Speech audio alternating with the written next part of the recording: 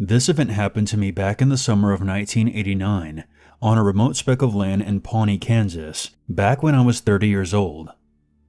It was early evening and the sun was setting. There was a warm breeze outside, which I remember clearly because I had just burnt a bag of popcorn in my defective microwave and had flung open the windows to air out the kitchen. I don't remember what I left the house to go and find, but after tossing the burnt bag of popcorn into the trash, I recall exiting out the back door and walking towards the barn.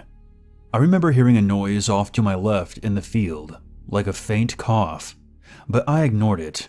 My mind was focused on other things, and I wasn't even remotely worried about a complete stranger could have been wandering across my property.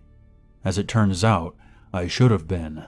When I exited the barn and made my way back towards the house, I stopped dead in my tracks as I made eye contact with a very large and extremely unkempt bearded man, perhaps 10 yards away from me. Judging by the amount of gray on his beard, I determined him to be 60 or older. He was barefoot, wearing stained overalls in addition to suspenders over his bare torso, which struck me as being unnecessary and strange. While his body looked extremely worn down and tired, his eyes were wild and fierce, and full of hunger and malice. In his right hand he carried a hatchet. And before I could form a sentence, I already visualized in my head how many steps it would take for him to reach me. I was alone, a vulnerable young woman, with no one around for miles to hear me scream, trapped out in the open by this man who appeared to have sprung from the grass, blocking the path to my house. I'm not sure how long we stood there in silence, but I recall I was about to ask him what he wanted when the man spoke up. I remember his voice was much deeper and more elegant than I expected it to be. "I'll spare your life for some whiskey." I stammered something, I don't recall what, and the man raised his voice and screamed at me. "Whiskey!" I took a reflexive step back, and the man started stomping towards me. He didn't raise the hatchet, but I'll never forget the hatred in his eyes as he closed the distance between us. That's when it happened. Blood exploded out of the side of his head, and he collapsed onto the grass, making a sound like a grunt as he hit. I might be remembering things slightly out of sequence, but I thought I heard the crack of a rifle echo after he fell, not before. I didn't stop to think or look twice. I sprinted for my kitchen, terrified that someone would fire a second shot at me. Once inside, I should have locked the door and called for help. But instead I grabbed my car keys, ran out the front door, climbed into my tiny red Volvo, and drove to the nearest police station. It wasn't until I spoke to the officer at the desk that I realized that I had blood splatter on my dress. 3 police cars escorted me home, at which point it was long after dark. They combed the area with flashlights and discovered a large pool of blood on my back lawn, but there was no body, not even the hatchet. They set up a perimeter and expanded their search, but by the time dawn came and my husband returned, they had found nothing. No trace of the bearded man, or whoever had fired the rifle. They asked me multiple questions about the man and the sound of the gunshot. I suppose they were trying to determine the caliber, and perhaps deduce how far away the gunman had been standing. But the incident happened so fast that there was some information that I just couldn't provide. The police brought out their hounds, who traced a scent for over a mile into our backwoods until the trail went cold, and nothing further was ever discovered or reported to me. To this day, I can't describe exactly who that bearded man was, or who ended his life. My family has suspected that he might have been an escaped convict, or a deranged madman, and whoever fired that shot must have been hunting him, and chose to act in that moment to save my life, because I have no doubt the bearded man would have done some serious harm to me. Sometimes I can bring myself to feel grateful to the unseen shooter, but other days I feel cold inside and afraid, knowing that regardless of whatever my family reasons or suspects, I'll never know for sure if that person with the rifle had not actually been aiming at me.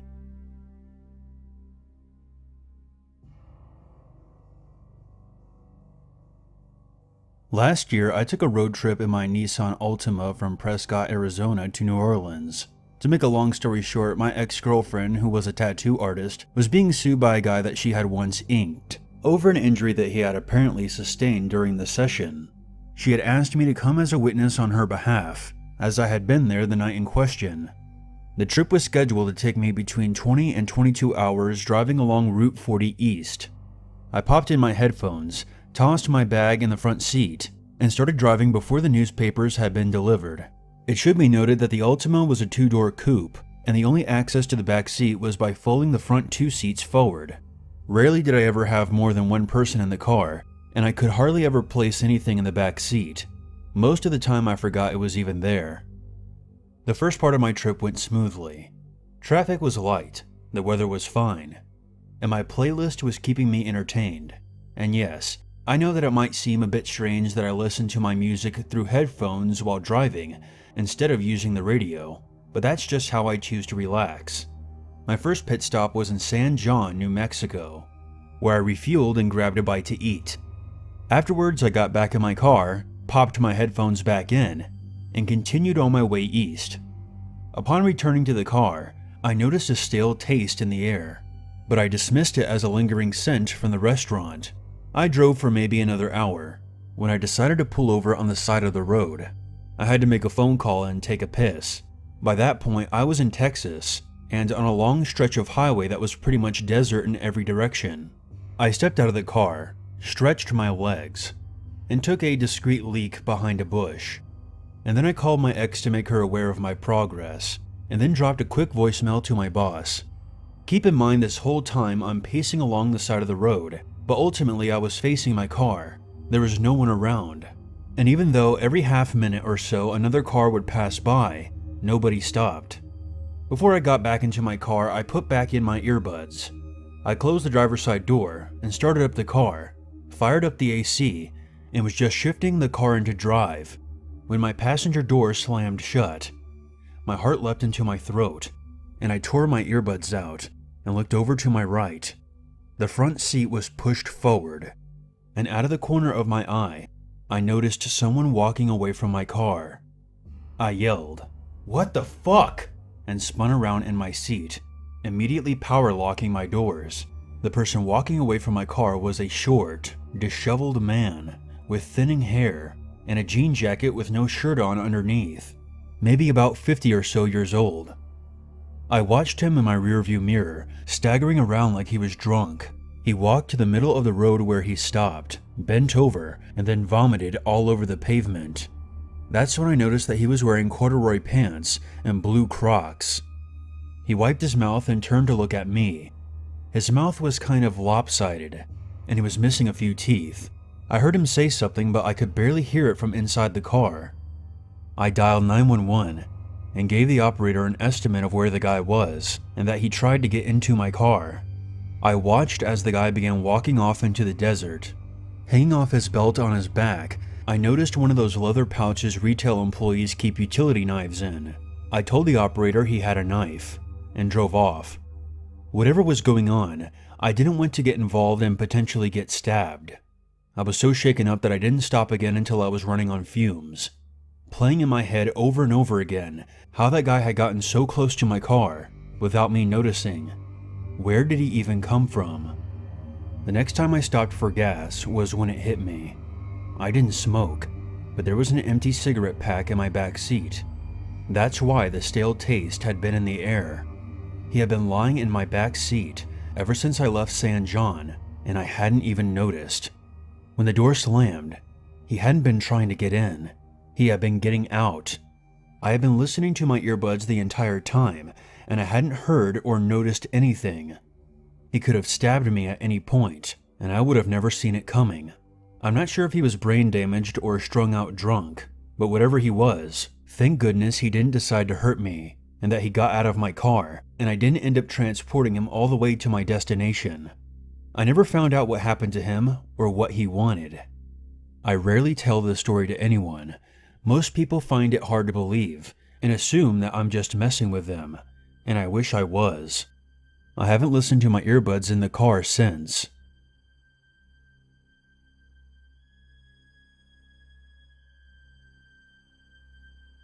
Back in the spring of 1999, I was living in a loft apartment in Boulder, Colorado.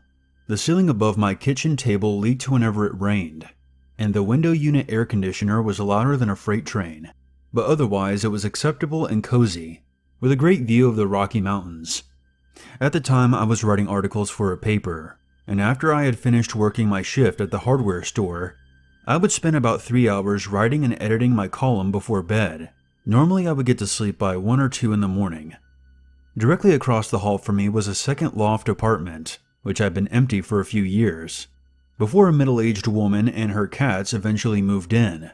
They were the only 2 apartments on the second floor of the building, but our doors didn't have numbers or indicators, such as apartment A or B, to distinguish the 2 separate residencies. I had a P.O. box and I never received any mail at home anyway, so it didn't really bother me. But it did cause some confusion that I believe nearly resulted in my death. One evening I was typing away on my computer while listening to soft, classical music on the radio. When I got up to refill my glass of wine, I walked past my front door, and completely on a random impulse, I decided to look out the peephole.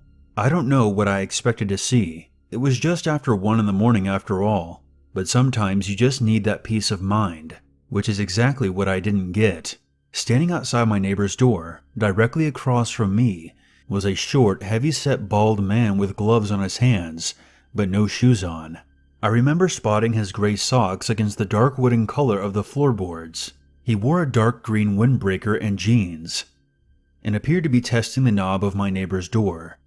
I remember the sensation of my heart skipping a beat. I had no idea who this man was. I had never seen him before in the building.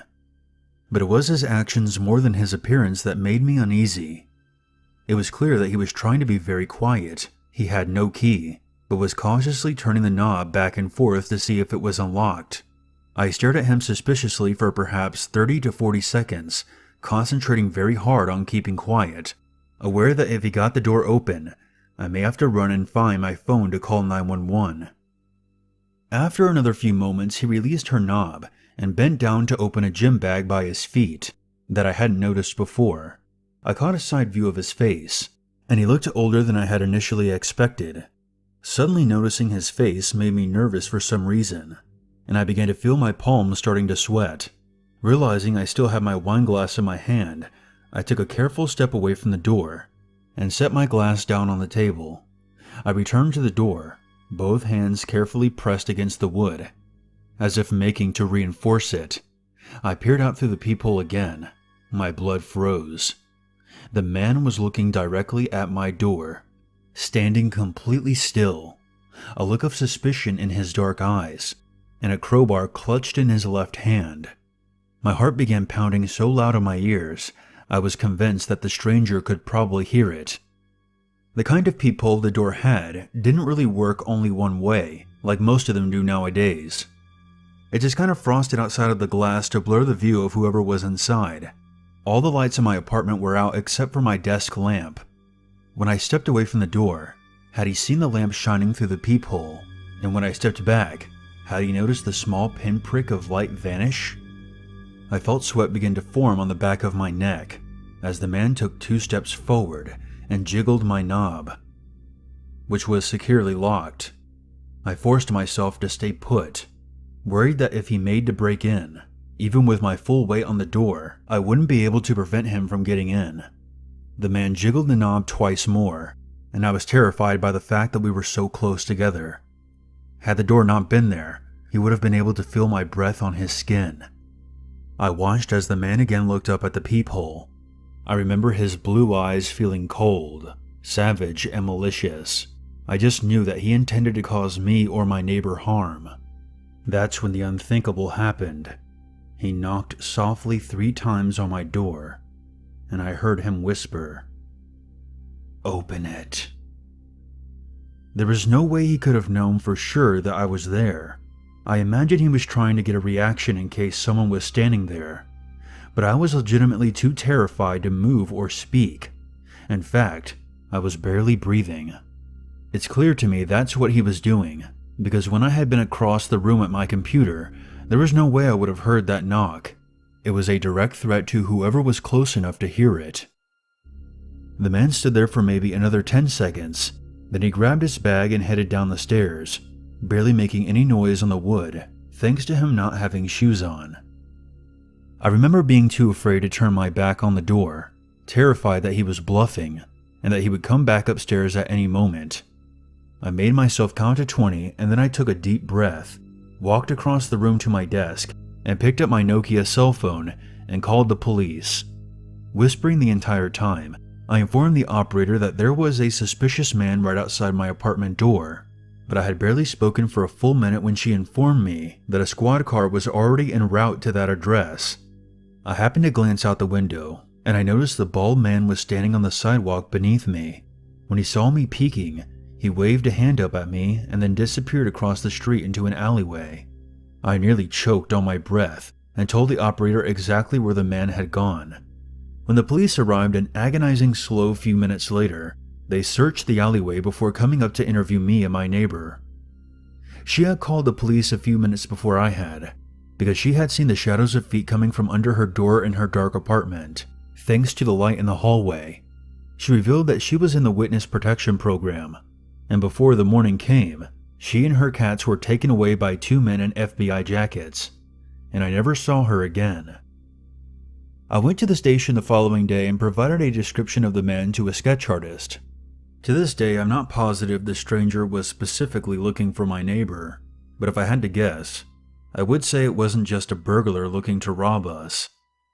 My theory was that because there was no numbers on the doors, he wasn't sure which apartment was hers, and therefore tested both. When he wasn't sure which apartment to break into, he decided to play it safe and leave. To the best of my knowledge, they never caught him. I have nothing but my own personal suspicions, but I suspect my neighbor may have had something to do with the ongoing trial of Whitey Bulger and the Winter Hill Gang. When she had spoken to the police, I noticed her Boston accent, and a year later it was all over the papers how Whitey and his gang member associates were being charged with multiple murders and colluding with a crooked FBI agent named John Connolly. The following day, I added 3 more locks to my door. I never saw that man or anyone else suspicious outside my door again. I lived there for another 4 years, and that second apartment was never rented again.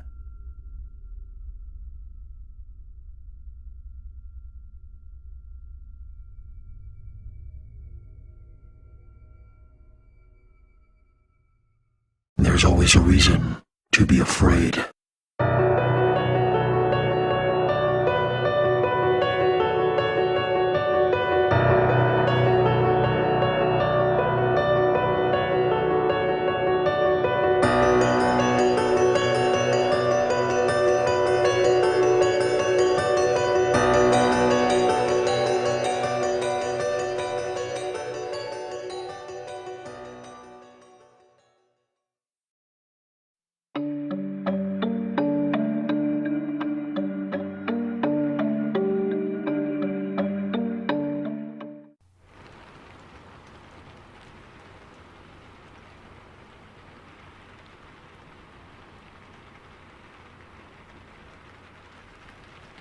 A couple of years ago, I babysat for a family friend.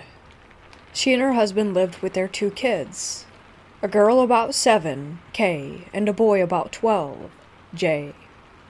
I babysat these kids so much that we became very close, brothers and sisters type deal. They weren't difficult kids. They had a hard home life because their parents were almost borderline abusive, but they were still good kids. I tried my best to be a positive adult. I was 18 to 19 during this experience in their life. The family moved around a lot. I've known them now for over 6 years, and they have moved every single year. This experience happened in 2015. I was halfway through my senior year when we finally moved into the house. It was nice. Just built in 2013, something like that. It was a nice neighborhood, and rent was pretty low. The mother often bragged about the steal of a deal that she got from the house. To put it in perspective, the average rent in this area is about $1,200 just for an apartment. These guys got a whole 2-story house, 3 bed and 4 baths, freshly built in a nice neighborhood for about $650. I thought it was odd and asked if there was anything wrong with the house, to which she replied that the inspection had come back clear. I didn't think much beyond that. I started babysitting, and immediately I felt that something was off. I have anxiety, so going to new places really puts me in a funk. I figured that's what it was at first. The way the home was set is important. On the bottom floor, they had a living room, dining area, and kitchen with some other rooms. I spent most of my time in the living room working on things for school while the kids were upstairs playing games or with their friends. While you're in the living room, there's a wall that blocks you from seeing the stairs. Upstairs, there are bedrooms. Immediately off the stairs and above the living room is the parents' room, which was off limits to the kids. Then there was a loft area that looks down over the front door to make a grand foyer kind of feeling. There's a light that can be on, which can be seen from downstairs because of the loft. Then the kids' bedrooms were down a hallway. Now, let's get to the experiences. Nothing really happened at first that was too mind-boggling. Little noises here and there, knocks on the walls, things being misplaced, lights flickering, but nothing that made me think ghosts right away. I figured that they had got what they paid for and that my memory was just garbage. A couple of months after that, things started picking up. The kids, who were usually very sweet and kind to each other, started becoming noticeably more snappy to everyone, especially Jay. He had complained about nightmares that he had started having about someone standing in his doorway, watching him. His parents wouldn't listen, though. Their behavior grew even worse as time went on. It was a weekend, and the parents were going to be gone for a while. The kids were upstairs doing their thing. I was downstairs in the living room, looking at pizza to order for lunch. Out of nowhere, I heard really loud footsteps coming from above me in the parents' bedroom. Thunderous, even. Thinking it was the kids being little dingus meats, I immediately headed upstairs to tell them to get out. But I was greeted with the two kids standing in their doorways, staring at the closed door to their parents' room. The footsteps and bangs were still continuing from inside. At this point, I thought it was an intruder and instructed the kids to get into their rooms and locked their doors. I called 911 and explained the situation. As I stayed on the phone, the footsteps continued to walk around the room. I could hear it moving to different locations. 2 officers arrived, so I grabbed the kids and we waited outside. The banging kept on as one of the officers escorted us out. They came out empty-handed and said that nothing was there and that it may have been something with the door because the banging stopped as soon as they opened the door. I had felt the shaking of the floor as the movement kept going around the room, so I knew that it wasn't the door. But I guess in my denial I ignored that and took the kids out for ice cream, trying not to think about it. Another time, the kids and I were sitting in the dining area eating dinner. It was only us 3 in the house, and from the dining area you could see the light upstairs was on, and it cast a shadow onto the front door. I was making a joke about how I'm the only one who knows how to turn a light off and on around here, and I saw a shadow of a hand from upstairs on the front door, and I think that's when it really started settling down with me that the house was haunted. The kids didn't see it, and I didn't tell them. I figured it would just add stress that they didn't need. I told the parents that night when they came home, but they brushed me off, saying that they hadn't experienced anything. This continued on for a while. I would experience something, the kids would, but the parents would not believe any of us. It was the summer after I had just graduated high school. I remember it vividly because I was awake reading articles about a huge shooting that had happened in my town. That's when the banging from upstairs started happening. I was used to it at this point, but what I was not used to was the banging footsteps coming down the stairs. These steps were methodical and menacing. I felt terrible energy in the room, and it was cold despite it being in the middle of summer in the south. I counted the seconds between the steps, and it was 5, every single time. I called out to the kids and told them to stop joking around, even though I knew it wasn't the kids. I was absolutely terrified. The footsteps stopped at the bottom of the stairs, and I couldn't see who was there. Then I saw an apparition. It was of a little girl. She had brunette hair and a red dress. She looked innocent enough, but the energy in the room was so heavy that I almost threw up. She looked at me and I looked at her, and she didn't move. I figured that I was hallucinating, and I started rubbing my eyes, but when I finished rubbing them, she was still right in front of me. In that situation, I couldn't move or do anything.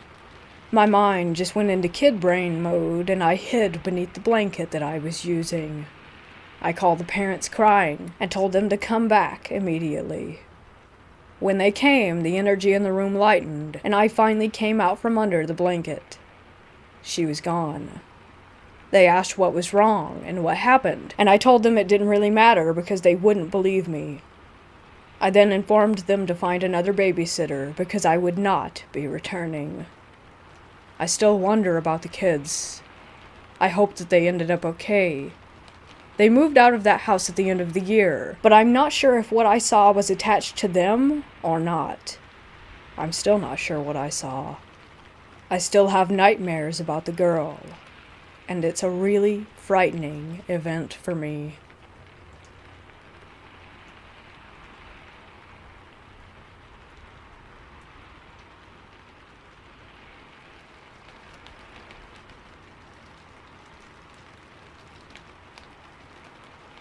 I woke up this morning to some disturbing news. My wife and I sleep in different rooms, mainly because I snore a lot and I also toss and turn due to spinal issues. It works out best for us. Lately, I've been going to bed around 4 a.m. since I'm out of a job and I prefer the quiet of the night. My wife usually gets up anywhere between 5 to 6 a.m. if the cats are bugging her to give them a little something until feed time. Don't ask me why, it's just what she does. Anyway, this morning after I woke up, she said as she walked past my room, she saw a shadow figure sitting on the corner of my bed, staring at me, and that my iPod was on. She also said she knew I was sleeping because I was snoring.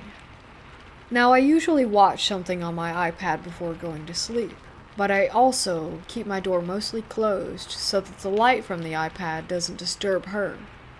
If she saw me, it means the door was open, as it would have been impossible otherwise.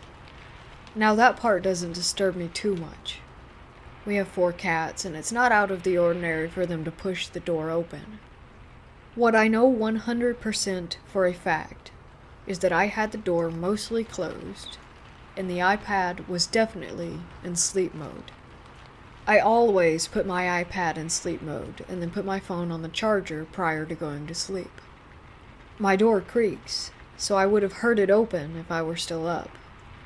This is disturbing to me because it isn't the first time a shadow man was spotted by my wife, and I spotted one before meeting her. Back in either 2008 or 2009, I was living in my first apartment. I had the scariest experience of my life. I woke up sleeping on my chest, which I never do, and I found my entire body was paralyzed. The only thing I could move was my eyes. Out of the corner of my left eye, I could see a shadow figure approaching me. I tried screaming, but nothing came out. I started to panic, and before I could do anything, everything went blank, and I woke up in the morning. I usually forget most of my dreams, but this event is scared into my brain. The last bit of information I want to share is something that seems odd to me, but I don't really know how to explain it. It's only happened twice in my room over the last 3 years. What I've seen is this strange, tan-colored dust that appears out of nowhere in a small area. The 2 times it happened, it wasn't in the same area, and oddly, the areas around the dust only have the typical normal dust buildup. I've checked the ceiling to see if anything came out from there, and found nothing. It's strange to me because while I'm not a clean freak, the amount of dust makes it look like it's been building up over months, which, for that, wouldn't be the case. This may have had nothing to do with anything, but I thought it was worth mentioning. I've watched documentaries on sleep paralysis and read some medical reports. I don't know if it is or isn't a medical condition, but what gets me is that people from all over the world with various beliefs have experienced the exact same thing. Always the inability to move one's body, and always a single or multiple shadow figures.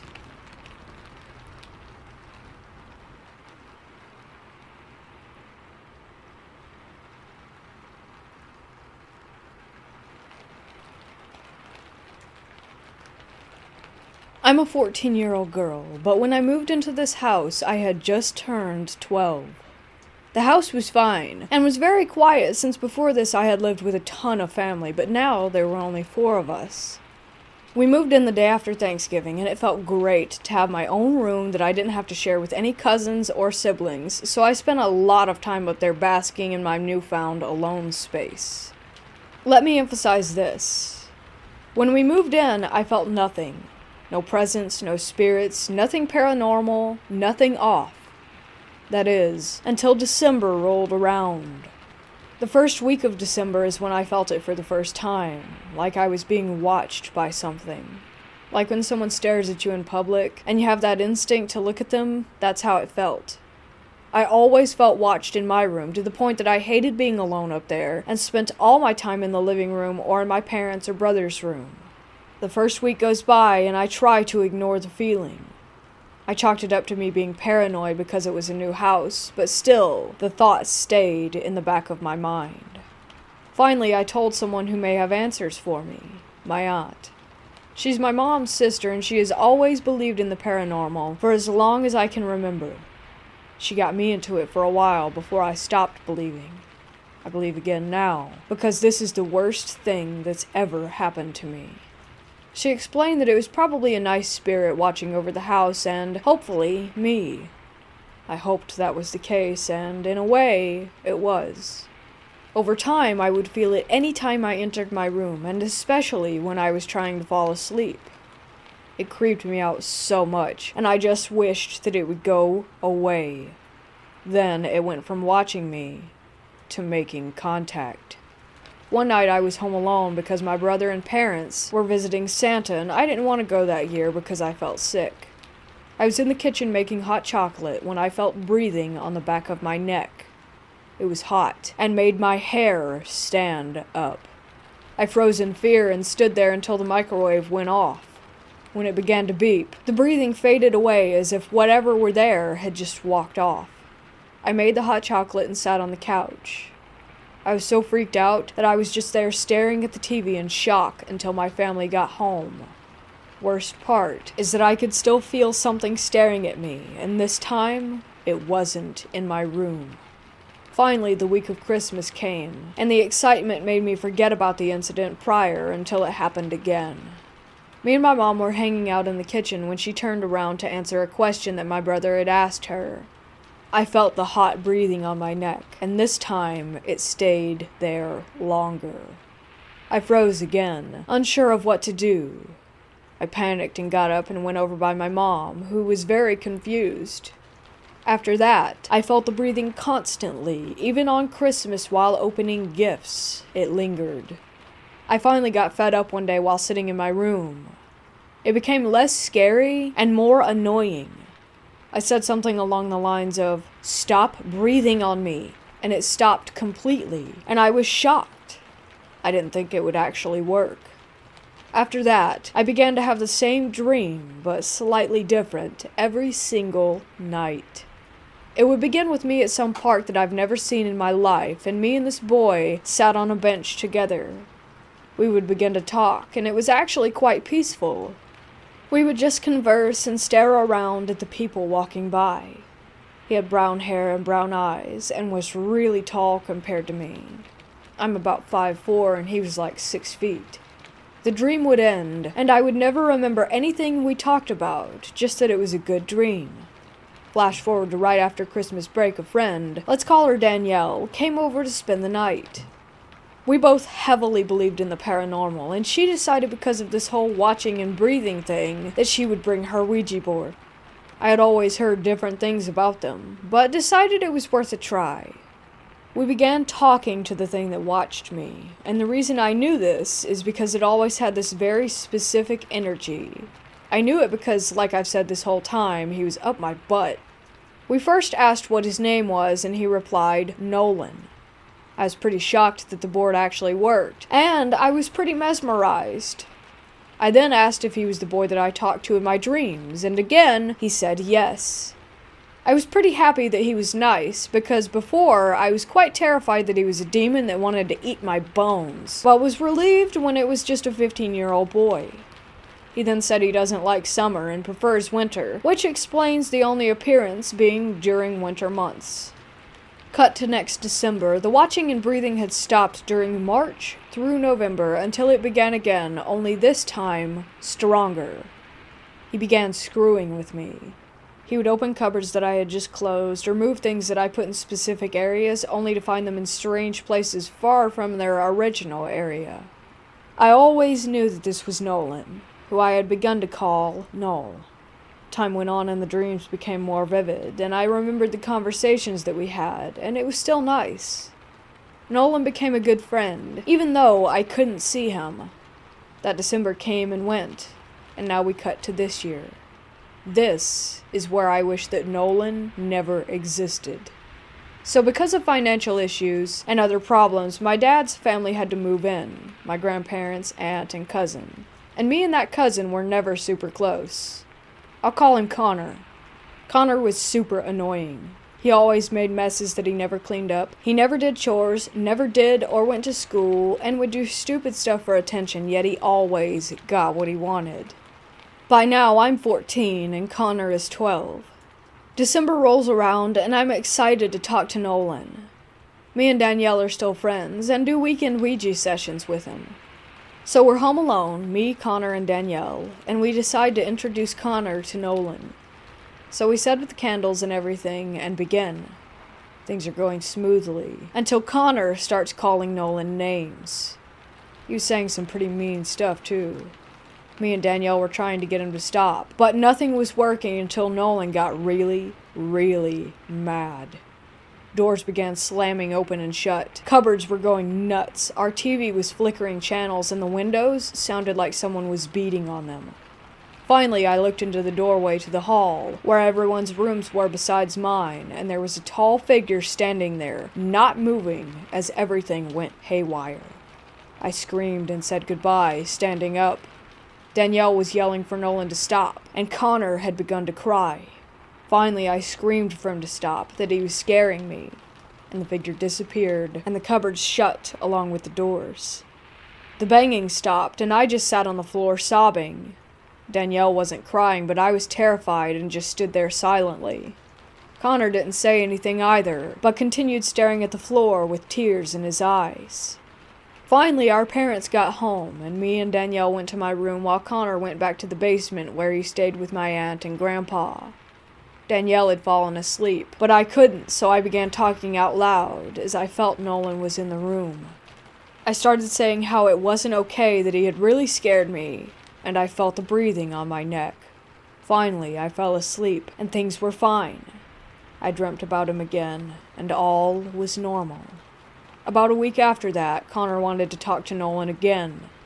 Apparently, Nolan was giving him nightmares. Ones where he was chasing him throughout our house, trying to kill him. Nolan would scream about how Connor needed to leave me alone and stop bothering me, or he would kill him. Connor was obviously terrified, and wanted to say sorry, I guess. I'm not sure, but me and him sat down with Danielle's board, which she had left the week prior, and we began to talk with him. Nolan kept spelling out things like murder, angry, and my name over and over again. Our candles went out and knocking began on the window behind me. It went very slow at first, just a simple knock, knock, knock. Me and Connor froze. I couldn't move and I didn't want to turn around. Finally, I told Nolan that I was scared and that he needed to leave Connor alone and stop. The knocking stopped, and the board spelled out, "Sorry, then, Connor bad." After that, Connor decided to call it quits and go to bed. I decided to go into my room and try to talk to Nolan again. I started by being nice and asking him to knock once for yes, two for no, something that we usually did. But he got angry fast. He started to bang on my walls at the mention of Connor. My lights went out, and so did my TV.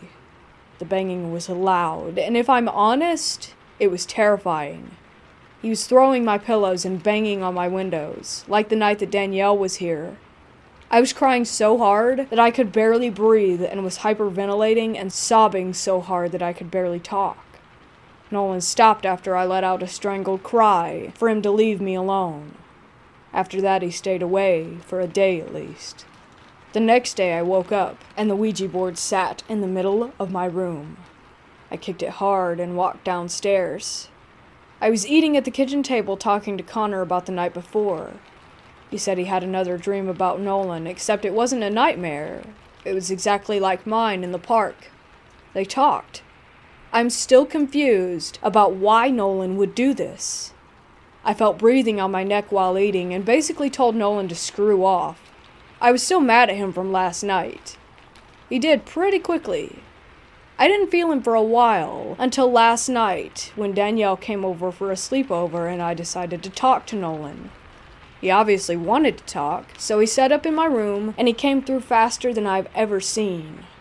Now what happened next is what I really need some answers for. We began talking and he spelt out sorry, but then he did something I've never seen him do.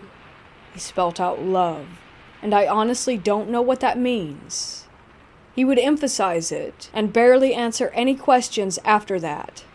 Danielle then made the mistake of bringing up Connor. Nolan got pretty mad and started to bang on the walls again. I yelled at him to stop, and he did.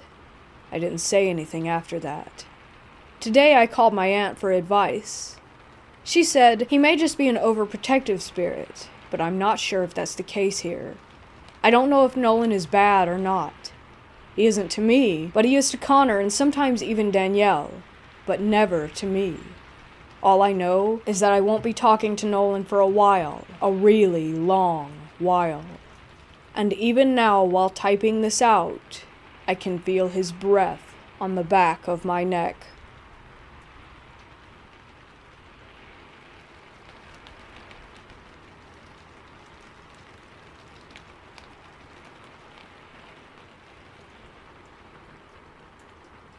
I grew up in South Texas, more widely known as the Rio Grande Valley.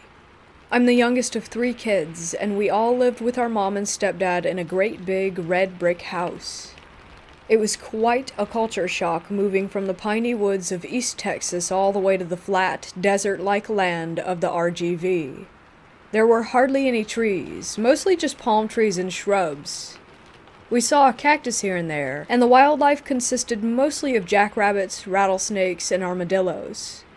When we started school, we learned quickly that the people were superstitious, to say the least. I was in the 2nd grade when we moved into that house on Jackie Street, and right from the beginning I felt uneasy. I used to be a happy-go-lucky kid with nothing to worry about. I made friends with all the neighborhood kids, and I even became best friends with a girl who lived directly behind us. She had the most superstitious family out of anyone that I had ever met. She was the oldest of 4 girls, and their mother was very overly protective, at least in my eyes. She wouldn't let them watch Harry Potter because it was associated with witchcraft. They went to church 3 times a week, and they didn't even celebrate Halloween. All that being said, the mom loved to tell ghost stories and Mexican folklore. It was the one cool thing about her, and the thing I loved most about visiting their home. One night, she told us the story of the Owl Witch. Typically, it will transform into an owl with a woman's head, or a large owl the size of a human, with a few things that are off-putting. If you see a Yakuza, you're supposed to pray for your life in Spanish, and supposedly it will leave you alone. It's also been known to make a whistling sound, like a human whistling. If you answer it back with a whistle of your own, the Yakuza will sweep down and carry you away. If you wake up in the morning and see large scratches on your doors or windowsills, it means that the Yakuza was there and is coming for you, so you must prepare yourself accordingly. I can't whistle, and my friend's mom knew this, so she would jokingly tell me that I wouldn't have anything to worry about. She would also lovingly tell us that my friend and I are gorditas, so we couldn't be carried away as easily. After years of hearing this story in various ways from teachers, other friends' parents, and in books, it was about as stuck in my head as an old wives' tale. I would get excited about hearing it around Halloween at school. It was just another scary story, and would give us kids an adrenaline rush. I never thought that those stories would one day become a reality for me. It happened the summer of 5th grade. My best friend and I were on her trampoline. It was summer, so we were up kind of late, maybe around 10 p.m., and it was a full moon. We spent time talking and looking at the stars until we heard whistling. We knew not to whistle back. Instead, we lay there frozen, still looking at the sky and listening intently to the whistling coming from the distance. I look at my friend, and she is absolutely paralyzed.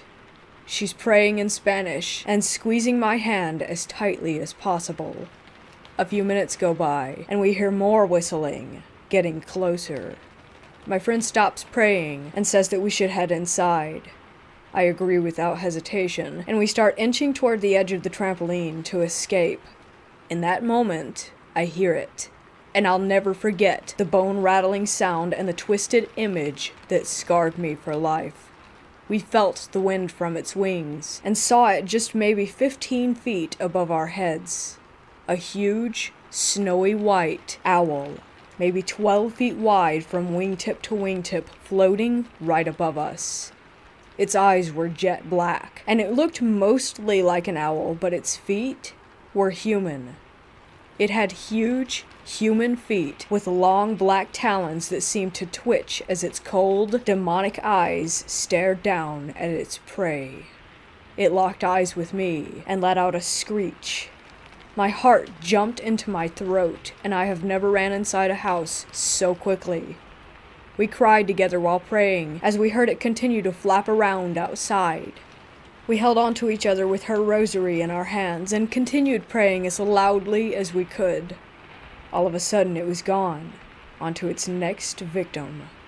We're both terrified of owls to this day. We won't even look them up in books. Every time I see one, I think of the face of the Yakuza. Almost human and almost owl. A strange, demonic hybrid not of this world. Believe the tales. Don't go outside alone, and never respond to strange whistling. Something might just snatch you up and carry you far, far away.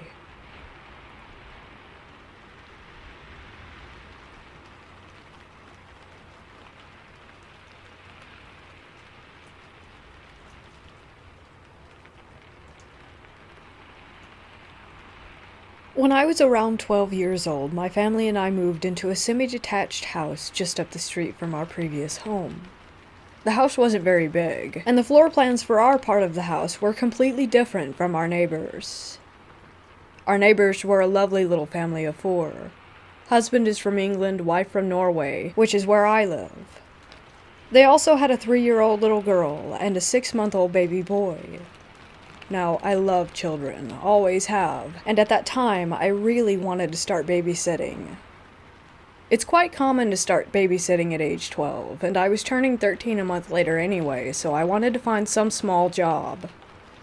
As we got to know our neighbors over the next few months of living there, my parents told the neighbors that if they ever needed a sitter, then it would be nice if they would consider trying me out.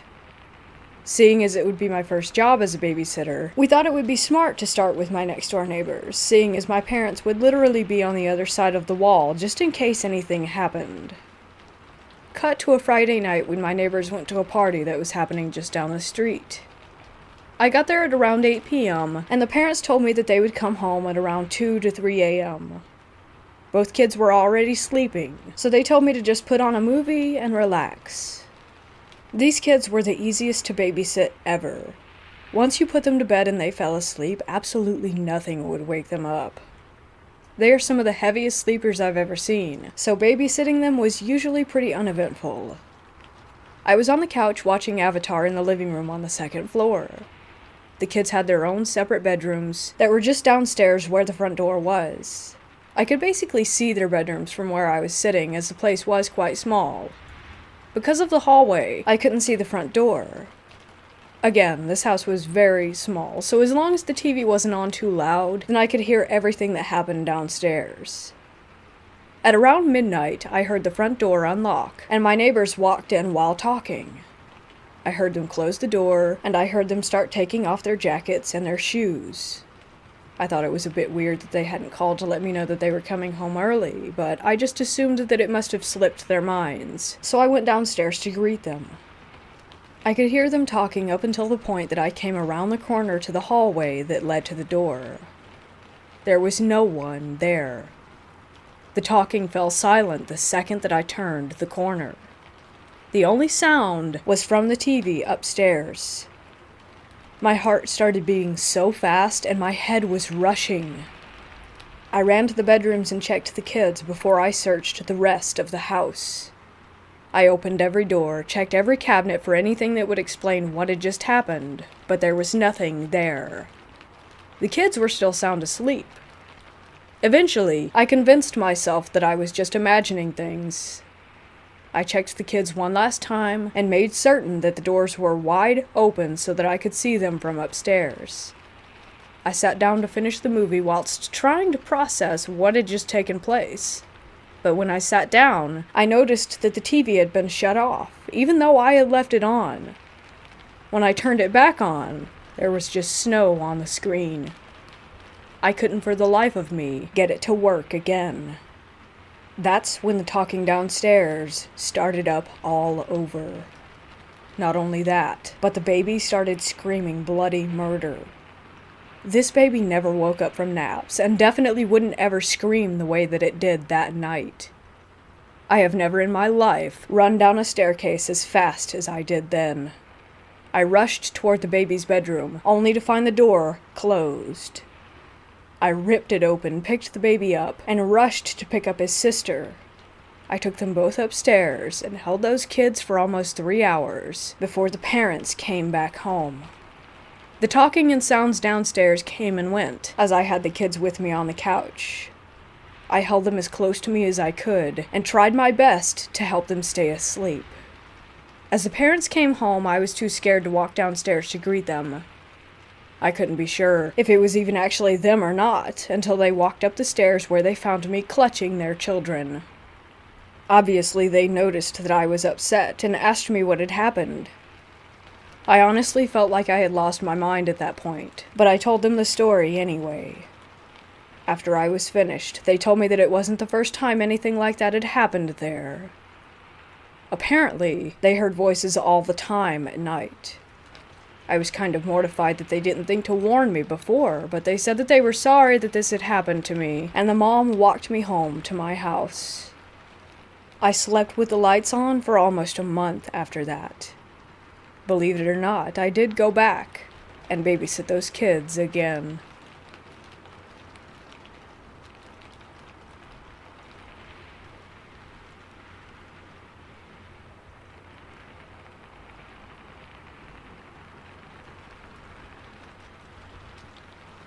This happened about 2 weeks ago while my brother and his wife were at a party.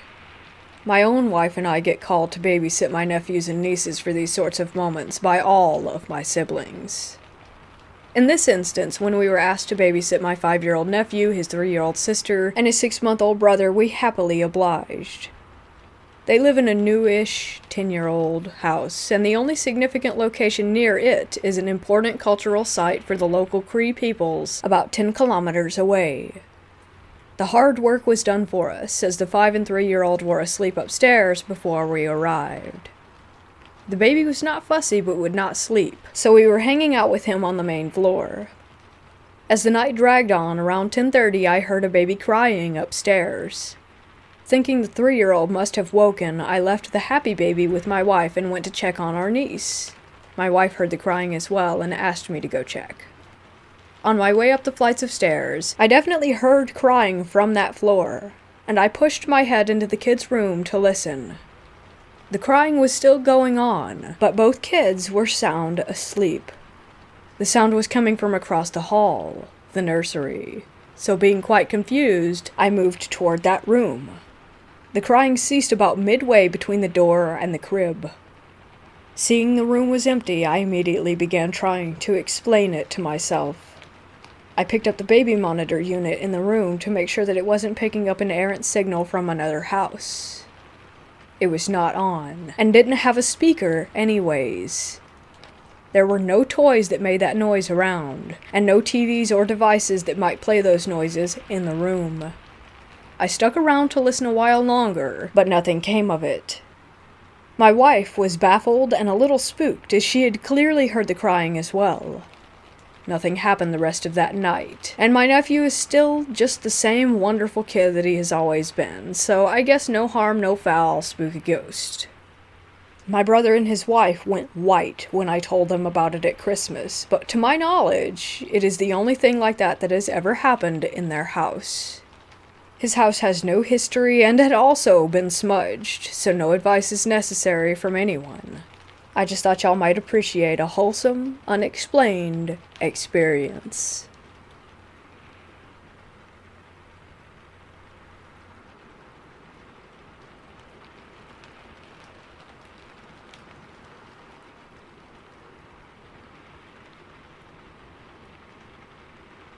My family on my dad's side have many stories of witches.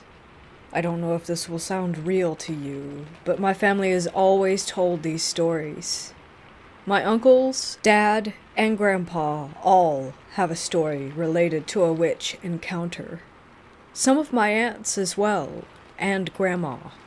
I believe them, and am here to share their stories. My dad's family come from a small ranch in Mexico. The ranch is really huge, so huge that basically all of my family lives there. Usually if you live there, you're related, but there's probably only 4 or 5 other families that aren't related to us. Once my uncles were getting ready for a party. They were young at the time, maybe early 20s. The party they were going to was at another ranch. My uncles used to party a lot. Sometimes they would come back very late. Actually, that was usually the case. They got ready and started heading out. It was very dark, but they didn't care. They got to the party and one of my uncles, Steve, saw these 2 girls away in the corner. He saw them and said that they were very beautiful. They had light-colored hair and light skin. Being in Mexico, it was really rare to see a girl like that. Steve then elbowed my other uncle, Andrew. They then walked up to the 2 girls and started dancing. After a few dances, they headed home. They said bye to the girls and took off on their horses. They had been riding for about 30 minutes when they saw the same 2 blonde girls walking down the dirt road. They stopped, dismounted, and walked over to them. They were just wanting to see if they needed a ride home. My uncle then heard one of them laugh, and in front of his eyes, they disappeared into the darkness. They both got back on their horses and continued. They later came across another laughing sound. My uncle Steve got off of his horse and asked who was there. Yeah, it seems stupid now, but my uncle really didn't care about getting hurt. Steve then saw 2 birds. He said they were really big and as dark as the night sky, and they were laughing at him. Andrew got off of his horse and walked towards Steve at this point. Both of them looked at the laughing birds, confused. Then one of them spoke and said, "We enjoyed dancing with you boys." My uncle really didn't enjoy the fact that he had danced with a witch, so he took out his gun and started shooting at the birds. They just flew around and laughed at him more. Then he started swearing at them. They didn't appreciate it, so one of them flew down and clawed at my uncle's face. He only got a little scratch, so thankfully he was okay. The birds took off, thanking Steve for the dance still and saying his name. My uncle had never given any of the girls his name. The two of them grabbed their horses and went back home. That never stopped my uncles from going to parties.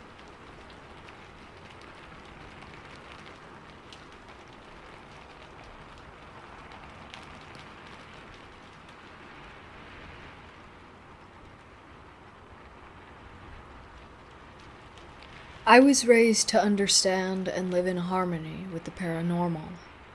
There were a lot of spirits and odd happenings surrounding me when I was younger. I've never really liked being alone in the dark, but I don't remember being afraid of anything supernatural until one night. I was about 13, and we had recently moved into my aunt's old house. I immediately disliked the house, and especially my room. They just felt wrong. Still, we set everything up.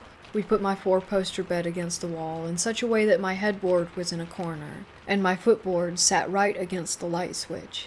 So if I laid on my bed and looked down, I saw the light switch, doorway, and top of the footboard. I had a big window to my right, with a street light just outside it. My bedroom door wouldn't close and the hallway light stayed on. Anyway, I started to see shadowy figures during the day and night, but that was pretty normal. I woke up a few nights to tiny footsteps and cackling. I assumed they were goblins being annoying. I always felt watched. The first night something seemed wrong, I woke up hanging halfway off of my bed. I couldn't see any light or figure out how I was even laying. Finally, I found my footboard. I reached out much further than the switch should have been and turned on the bedroom light. As soon as I touched the switch, I could see the street and hallway lights again. About 2 nights later, I woke up just in time to see a dark figure appear over my footboard. It looked like a man's head and shoulders with thick black material draped over it. There were no facial features, and the blackness continued like it had a body, but no arms or anything.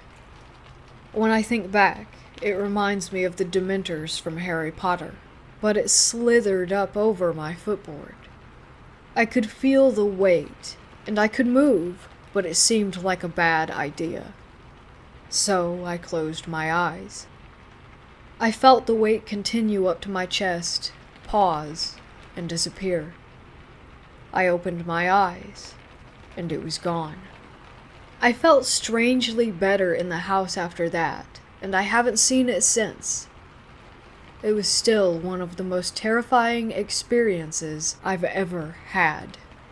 I don't know what it was, or who it was looking for.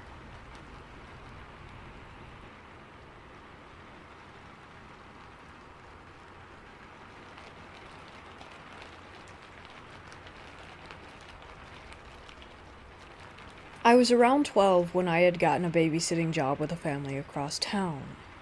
The family was new to the area and just recently bought the house next to my best friend's place. My first day over was to get familiar with the kids and the house. The parents stayed and evaluated me and of course answered any questions that I had. I spent my time playing and keeping the children occupied. It was a boy named Devin, age 4, and a girl named Cameron, age 7, so I had my work cut out for me. Cameron wanted me to go to her room so she could show me her toys. I followed her up the 2 flights of stairs, but as we came to the top of the stairs, I felt strangely lightheaded, and the hair on my arms rose up. I had an intense feeling of being watched, like there was someone else up there with us. I tried to ignore the sensation and continue with my duties of finding Cameron's favorite doll so that we could go back downstairs. At the end of the day, it was decided that I was a good match, and I was to come back on Saturday morning. As I headed home, I couldn't shake the feeling that I got from that upstairs. I told myself, it's nothing, and I brushed it off to just being in a new place and unfamiliar surroundings. That Saturday morning, I showed up to a busy home as the parents tried to get out the door and show me the last-minute things that I needed for the day ahead. The kids were up in their PJs eating breakfast and already talking to me about all the fun things they wanted to do. After the parents left, I ushered the kids off to get changed. As I was cleaning up the breakfast dishes, I heard a loud bang come from the dining room. I ran back into the room and found one of the false ceiling tiles had fallen from its place. Puzzled, I tried to put it back, but it was not an easy task. After some struggling, I managed to fit it back in and thought to myself, how could that have fallen out on its own? The day went on, and now it's close to lunchtime. The kids are watching TV, and I'm in the kitchen making something for lunch when I heard another loud bang coming from the dining area again. I look, and sure enough, the same tile was on the floor. This time, I left it for the parents to see when they got home. Maybe they can fix it, I thought. Now the kids wanted to play hide and seek. We started off with Cameron seeking, and myself and Devin hiding. As Cameron started to count, we scurried around trying to find the best hiding place. I found the downstairs bathroom to be the best place for me. It was easy enough for Cameron to find me, and I hid Devin close to me so that I could keep an eye on him. As I entered the bathroom, I closed the door quietly behind me. I walked a few steps into the room and was now facing the mirror. As I was looking at my reflection, I also noticed something behind me that was moving. It was the closet door directly behind me, slowly opening. The closet door opened halfway and then slowly closed again, all by itself. I had the same feeling come over me like I did when I was upstairs on my first day. Wide-eyed with fear, I turned to the bathroom door and ran out. All I could think was, what just happened? I was really starting to worry that this house was haunted, and I now had every horror movie that I had ever watched playing through my head. Now I'm finding that I'm really uncomfortable, but I decide it's best to keep occupied. I break out a board game for us to play on the living room floor. Hungry Hippo, I think it was. We were playing for around 20 minutes before I noticed something again out of the corner of my eye, moving. I turned my head to see what it was. A child's shoe was tumbling across the floor all by itself. The kids stopped and watched in confusion. I was in disbelief. Cameron let out a scream and she ran for the door. I grabbed up Devin and followed. We went to my friend's house next door and told her mom everything. I'm not sure if she believed me, but we stayed over there until the parents got home. When they showed up, we told them what we saw.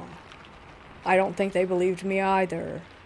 I showed the panel that fell out. Apparently it's been an issue since they moved in, and as for the rest of my accounts, they chalked it up to an overly active imagination. I know what I saw and what I felt. I wasn't imagining anything. I later found out a bit of history on the house. Apparently, a man died in the house after a heart attack upstairs in a room above the dining room where the paneling kept falling out. I think that his spirit is still in that house, and that maybe he was just trying to play with us.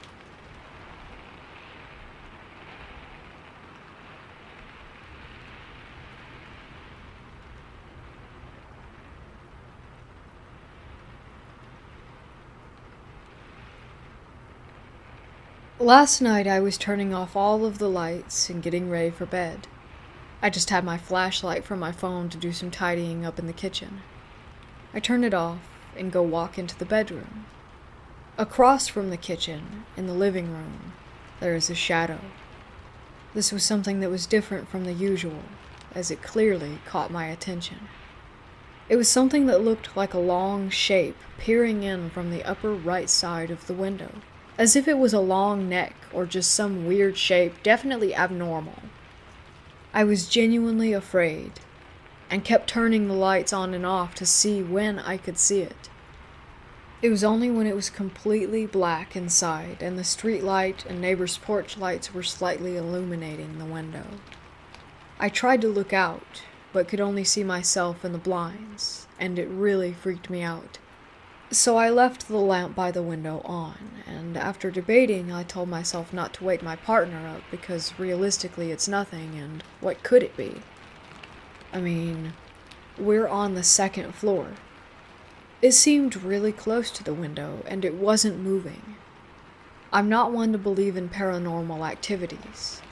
In fact, every time I watch scary YouTube videos that claim to be true and have paranormal shadows or movements, I instantly think it's not true and get annoyed.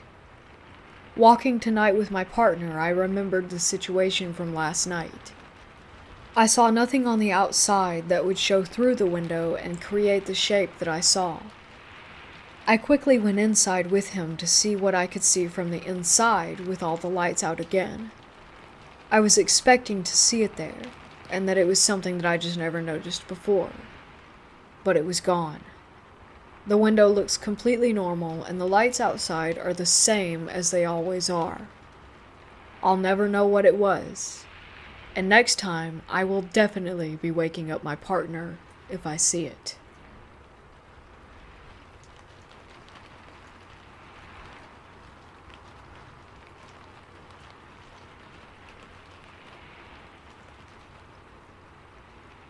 So for some backstory, my mother has breast cancer, and before our town got a cancer treatment center at the hospital, my mother would have to travel to a city 4 hours away to get treatment.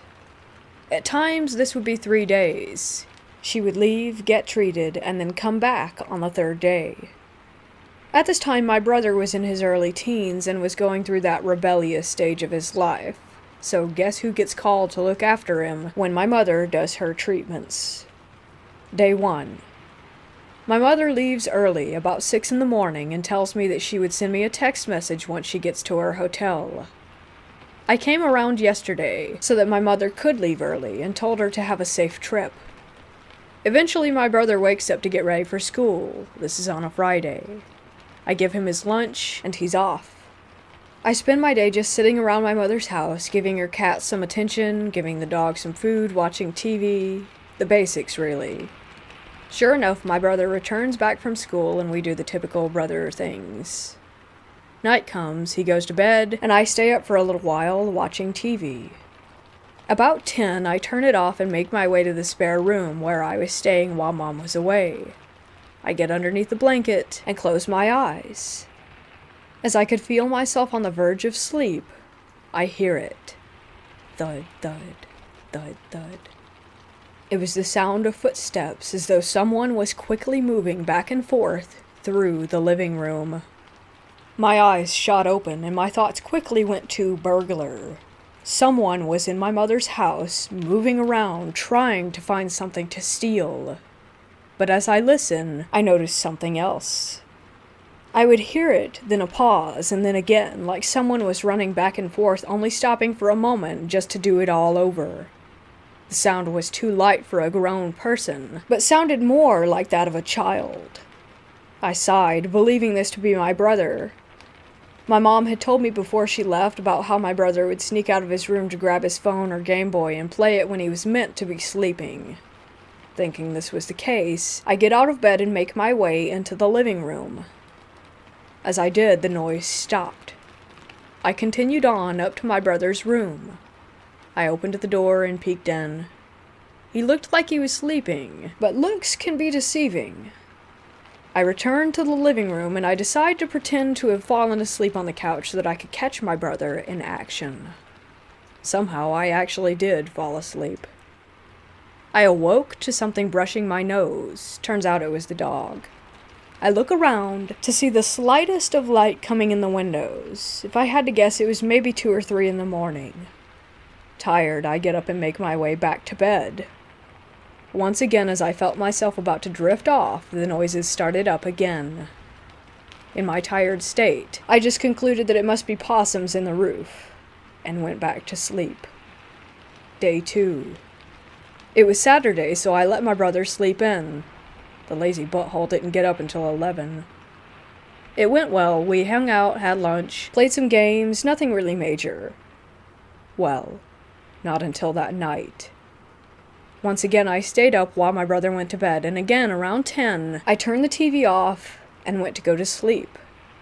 Sure enough, just as I was about to drift off, thud thud, thud thud. Those darn possums, I moaned to myself. Then I heard a little girl giggle. My eyes shot open after hearing that, and the running resumed. I sat up, hearing the playful running back and forth in the living room. I just sat there trying to figure out where this little girl's giggle had come from. It sounded like a 7 or a 10-year-old. I turned to the window, seeing the next-door neighbor's light still on. I began to think that the noise I was hearing was coming from them, that maybe they had a little girl over and she was just being a pest. It was a good possibility, except for one thing.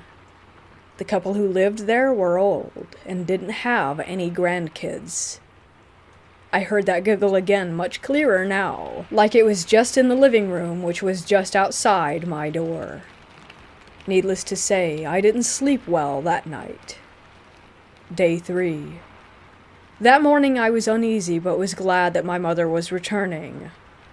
About 1 p.m. she got back home, and I began to pack up to return home myself, but the events of the past 2 nights still stuck with me as I returned back to her. Getting the courage, I asked her if she had ever heard a little girl in that house. "Oh, her?" my mother states. "Yeah, she's quite a mischievous one, isn't she?" I just smiled and left. I spent other nights there looking after my brother, but never heard from her again, and when my mother moved to another house with another ghost, I felt like she traded one for another. But that's a different story.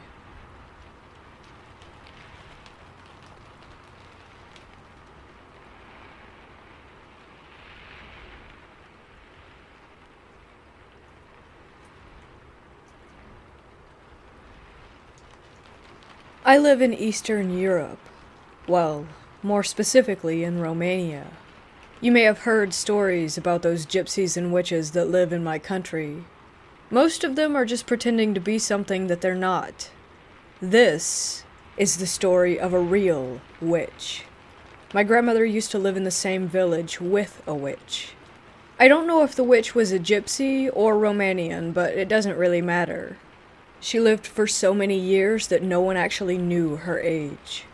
This woman claimed to be a witch, and she also claimed that she had this demon who served her. She used to talk about the way that she sold her soul one night in the forest while performing a ritual. In return, she gained powers and the help of a demon. She said that she couldn't die until she convinced someone to take full charge and responsibility of her duty as a witch and sell his or her soul to the darkness as well. She had, I believe, 3 daughters, but people said that their mother's behavior scared them away. They moved to Bucharest and never returned to the village. Now, you'll say that she was most likely a crazy old woman, but no. A lot of people heard strange noises coming from her attic, and she agreed that the sounds were made by her slave or demon. People, even though they were afraid, asked her to solve their problems and gave her money for it. No one ever complained about her work. No one. Everything was put in place, no matter how difficult the task was. Also, people witnessed a lot of hard work getting done overnight in her yard and garden. Stuff that she wasn't able to do alone. Unfortunately, I don't know if she's still alive. I have one more story about a witch. My grandmother met a woman on her way to work. This woman asked my grandmother about the witch. She wanted to know where the witch lived. My grandma gave indications, and then asked her why she was going. She said that a thief broke into her house and stole all of her savings. She wanted her money back. The next day, my grandma met the woman again. She carried a bag. My grandmother asked her what happened. She said she went to the witch and received the promise that she was able to find the money on the table when she returned home. The witch asked in advance for half of that money. The woman agreed. It was better than nothing. Things happened exactly as the witch had said, and she carried the promised money in the bag on the way to the witch's house. One more story is that a woman fell in love with a married man. She went to the witch and told her that she wanted that man. The witch asked her if she wanted the man no matter what the consequences were, and she said yes. In less than a month, his wife fell ill and died. He remarried. He got married to the woman who had indirectly killed his wife. That's why she was seen as a powerful witch, as a real witch. She had some supernatural powers.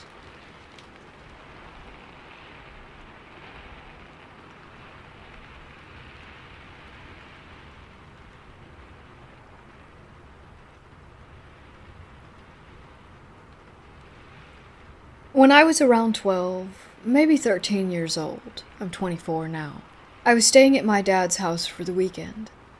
We watched movies and ate junk food, a usual occurrence when I got to see him. My brother was also usually with us, but this time he was staying with a friend that night. I decided it was time for bed around 11 that evening. I went for my routine, getting ready for bed. He decided that it was time for bed around 11 that evening, and I went about my usual routine, getting ready for sleep. I laid down and tried to pass out. I was restless this night for some reason, just feeling completely uneasy. My bed used to be vertical to the door with my feet closest to the door. I always used to sleep with my door open. I guess it gave me some comfort being able to see half of the entrance to my dad's door, knowing that he wasn't far away. Anyway, as I said, I just couldn't get to sleep, and frustrated, I laid there staring at my ceiling for a moment, and then felt as if someone were watching me. I shifted my eyes to the doorway, and a pitch-black figure was standing there, its head almost touching the top of the frame. I've never had an issue with sleep paralysis, and never have had it since, but then, in that moment, I could not move. All I could do was look at this tall figure that stood there, staring at me. Tears began to flow down my cheeks, and my heart felt as if it were going to beat out of my chest. I managed to barely whisper, "Dad?" And it turned its head sideways at me as if it were confused. I began hyperventilating intensely, which must have woken my dad because he came running into my room, and as he came through the door, the figure dissolved, as if a breeze came by, and it went away with it. My dad held me as I cried. I slept in his room that night, and for the rest of my stay there until I went back to my mom's. This event shook me to my core, and to this day, I cannot and will not sleep with an open door. I still have a deep feeling of fear, and almost want to cry when I picture that thing, and remember that night.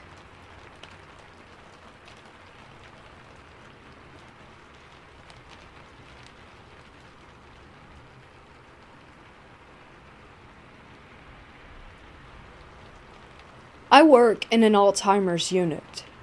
Most of the residents don't stay around for very long because they're on hospice, so basically I barely get to know them, and before I know it, they've passed away.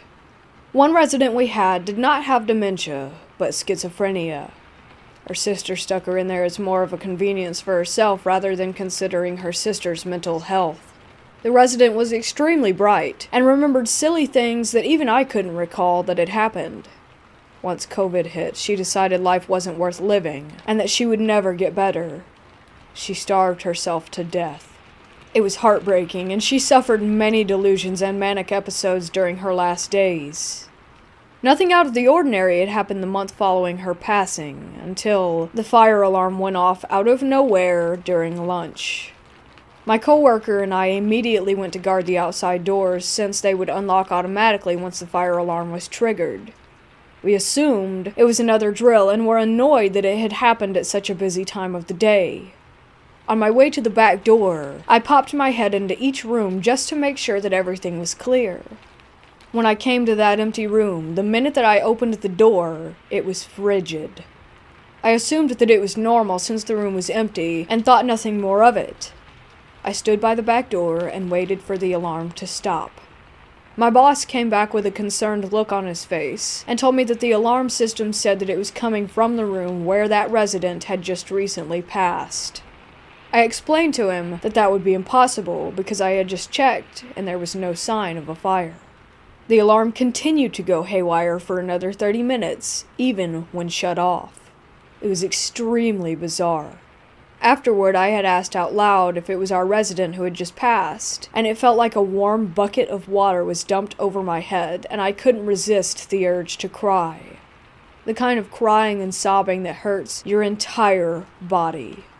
Sometimes, she opens the fire extinguisher box to remind me that she's still around. You need a key and a strong arm to crank that box open. Anyway, I found it open again today after doing rounds, and was reminded of this experience.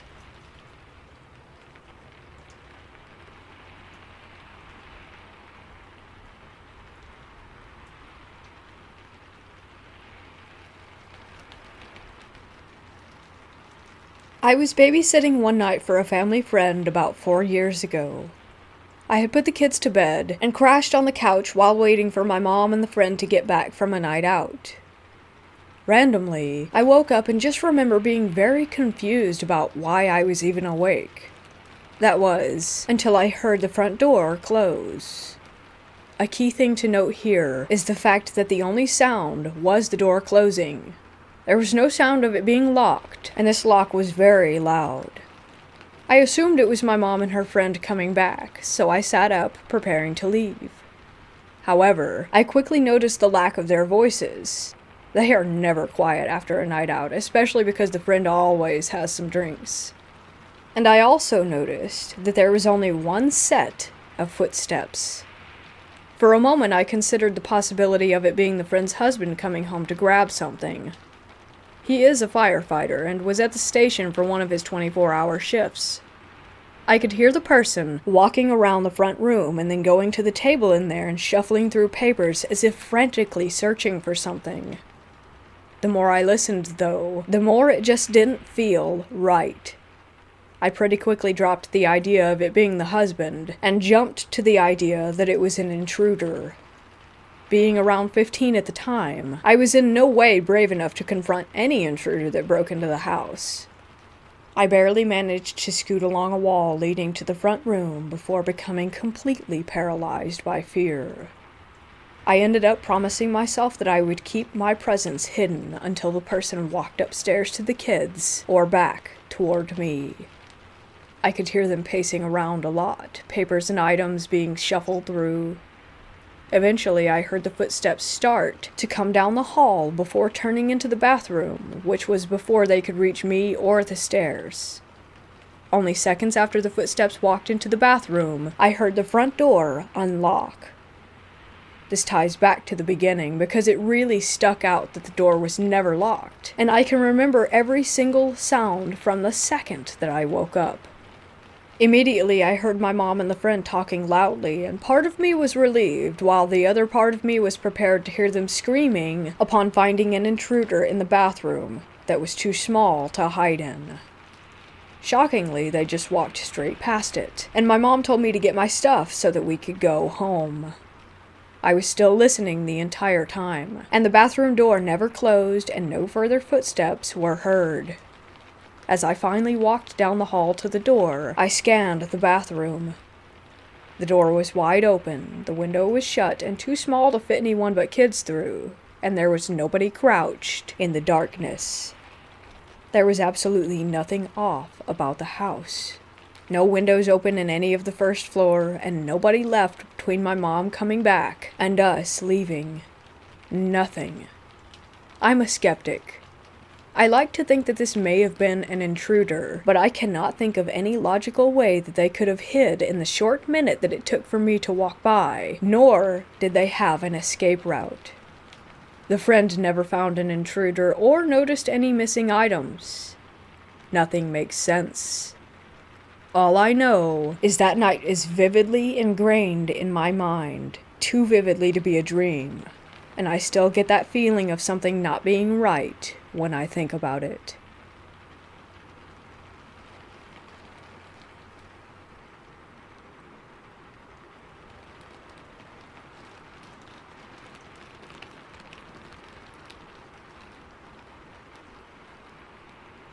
I was living with my parents in Mexico City. They were missionaries preaching the gospel. When I was 7, we were living in a small town. One day my mom woke me up around 3 or 4 in the morning. She brought me to the window and said, "I wanted to show you why we are here and why we do what we do." She picked me up and showed me a strange woman standing in our front yard doing some ritual or something. She had something on her face and hands that looked exactly like the Elephant Man, like the bark of a tree. She had candles lit and the whole setup. This woman lives in this village, and she knows who we are and what we're doing here. Our being here interrupts her way of life and the energy that she taps into, my mom told me. I'm showing you this because I want you to know what kind of things we fight against. This isn't just preaching the Bible to people and trying to make their lives better. This is a battle against a world of darkness, and you are a part of it. My parents knew this was serious, but weren't really that worried about it because they could just pray it off and nothing ever happened. I bet that made the woman even more angry. On that day, I realized that witches are real and not just a fairy tale, especially since she had stuff growing on her. Demons really do give some sort of power to people. That day was not only a crazy experience, but the most terrifying thing I've ever seen. We moved 2 years later because I wanted to be a normal American kid that goes to school and has friends and stuff.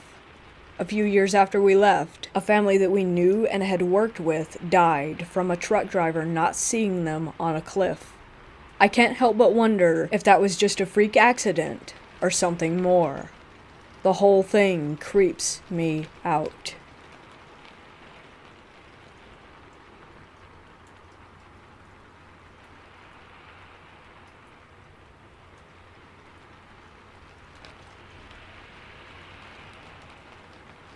In the fall of 2019, I started babysitting for a new family.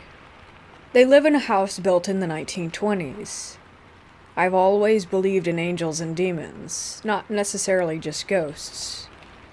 One of the first times that I was babysitting the 3-year-old and the 1-year-old, I was putting them to bed and I thought that I heard someone knocking on their front door downstairs.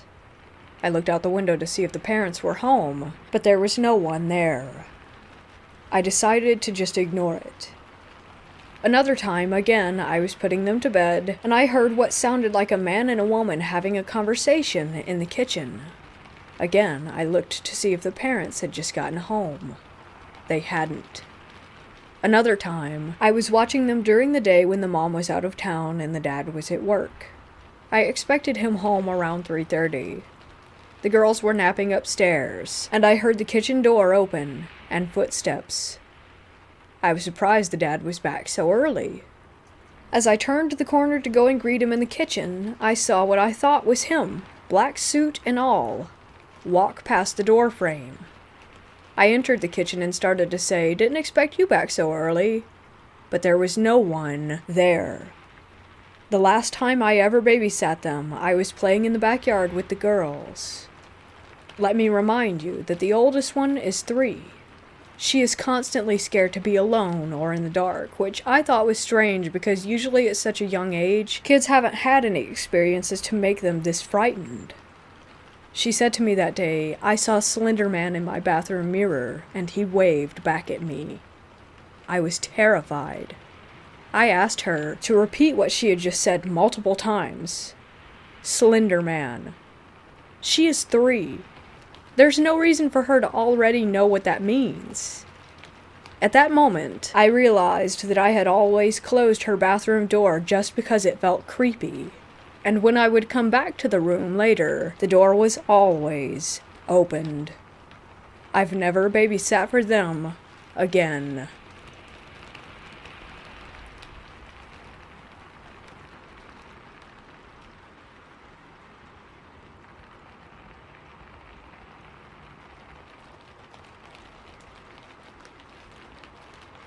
This happened many years ago, so I don't remember many details, but the experience still feels vivid.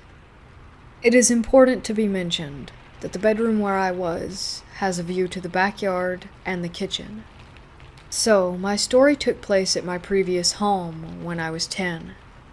I was alone with my sister, who was 4 at the time, but later my parents came home after Mass.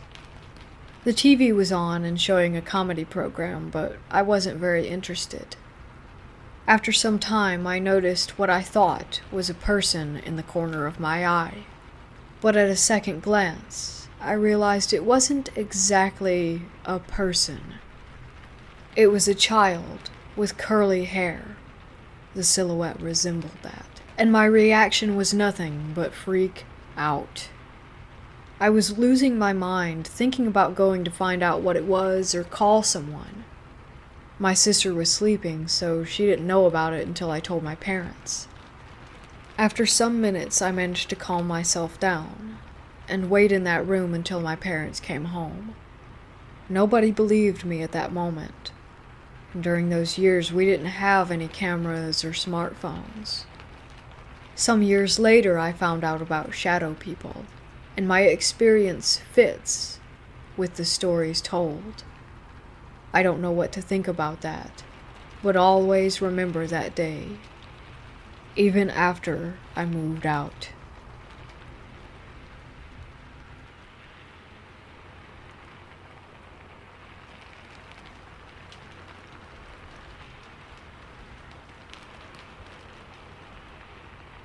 I've been a babysitter a bunch of times. Sometimes I take care of the kids of my mom's friends, other times I take care of my little cousins. I really liked to babysit all of my kids, because it usually went smoothly and none of them were problematic to deal with. One time I was babysitting my little cousins, who at the time were 6, 4, 2, and 5 months old. My aunt told me that the baby monitor needed new batteries, so I decided to just check on the baby from time to time. The night went as usual. The bigger kids ate dinner, played a bit, then watched some cartoons, and fell asleep a few minutes after. I was downstairs just texting with some friends and tried to listen carefully in case my baby cousin made any sounds. For most of the night, I thought I heard the baby making sounds, so I kept going in there and checking on him. I believed it was just my mind playing tricks on me, probably because I was on high alert, waiting for something to happen. Around midnight, the 2-year-old woke up crying because of a nightmare, so I grabbed him and let him lay on my chest until he fell asleep, and then I tucked him into bed again. A few minutes passed, and I heard the baby screaming, so I ran upstairs and did what I could to calm him down so that the other kids wouldn't wake up. As soon as I get to the door, the screaming stops, and when I entered the bedroom to check on him, he was sound asleep. I freaked out and checked everything in the nursery, hoping to find some kind of toy with a similar sound, but there was nothing. I immediately went and checked on the other kids, praying that they were okay. Fortunately, all 4 kids were asleep, and it appeared to have not disturbed anyone. Still, I made sure everything was all right, and that nothing had actually made a sound. I was kind of surprised that the scream hadn't woken any of the other kids up, but at the same time I was thankful for it, because I didn't want the other kids to be scared in their own house, and also I wouldn't know how to explain what had happened to my aunt and uncle without freaking them out. I didn't hear any other sounds for the rest of the night, until my aunt and uncle came home. I decided to not say anything, and just take the money and go home.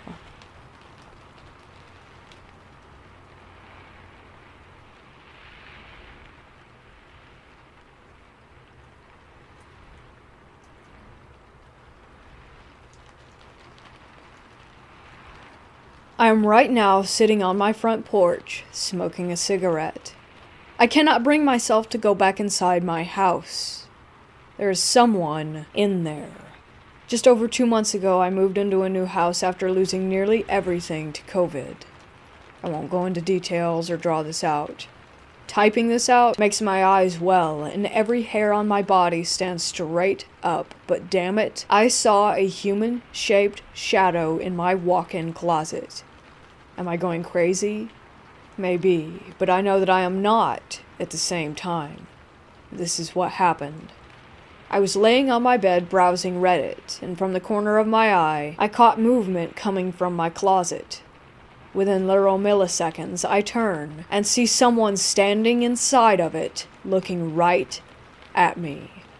I flipped out, sprung up, ran out of my room, slammed the door, and grabbed a kitchen knife. I yelled and screamed about calling police, that I had a knife, and basically acted like a scared monkey. No response. After about a minute of yelling and screaming, and realizing that I had left my phone in my bedroom to call 911, I slowly peeked in. There was simply nothing there. Nothing. No one could have gone anywhere. I am pissed and terrified about this. I saw this person. I saw their shape, their movement, their arms. There was a humanoid figure in my closet, and that is all I know.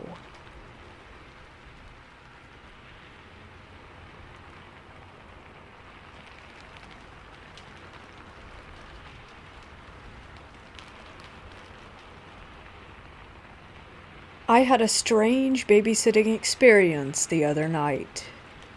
Everything was normal until the kids were in bed, and so I was just scrolling through random vids on Instagram to pass the time. I was watching one, and I heard something. It was as if a man or one of the boys pretending to have a deep voice was upstairs, said "no" or something in a weirdly growly voice. I was confused and a little spooked, so I brushed it off and sat on the couch to watch a movie. Their dog was walking around and growling at the windows that led to the backyard. That creeped me out too, but again, I just brushed it off as the dog seeing a squirrel or something. At this point, it's around 10 p.m.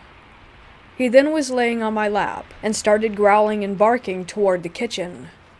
At this point, I was like, come on, man, you better cut that out. Because who on earth wouldn't be creeped out by that? Later, I heard these incredibly light, whispery voices like children. I wasn't completely sure if it was just the kids waking up and making noise, but it only lasted for a moment after I noticed. I noticed those weird things, but I really didn't put them together until later that night. I talked to my mom after, and she told me that my sister and her friend had babysat there as well, and they both had an odd experience, i.e. bad vibes, the kids telling her that she's seen some things, and the kids actually addressing something that wasn't there. My mom didn't tell me before so that I wouldn't be spooked, which I guess was good because I got an independent witness of whatever happened without being influenced by other people's experiences. But anyways, that's what took place. I'll still go back and babysit. I'll just be prepared to throw hands with Casper.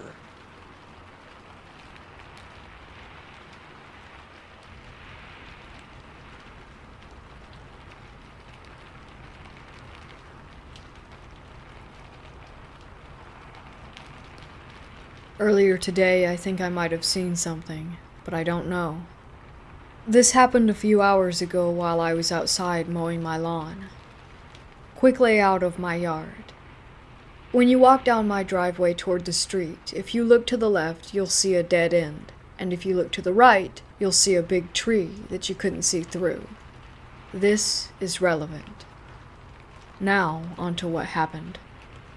I was mowing the lawn inside my fence, and when I finished that, I went over to the part of my yard that was outside of my fence. After I finished mowing, I looked to the right and saw a pair of legs on the other side of the tree. All I saw was legs, because I couldn't see the person through the trees. But their legs were all black. Like I couldn't make out any features. I couldn't see any pants or shoes. It was just all pitch black. I'm confused, and so I try walking around the tree to see who it was. But whatever it was ran away. It only took me 2 seconds to get to the other side. But as I said, whatever it was gone. I live on the corner of my block, so there's nowhere that a person could have hidden that fast. I've never believed in the paranormal or had any sort of experience, but I really can't explain what happened. Anyone who's had a similar experience and could possibly give me an explanation, I would appreciate it. Because I'm still confused.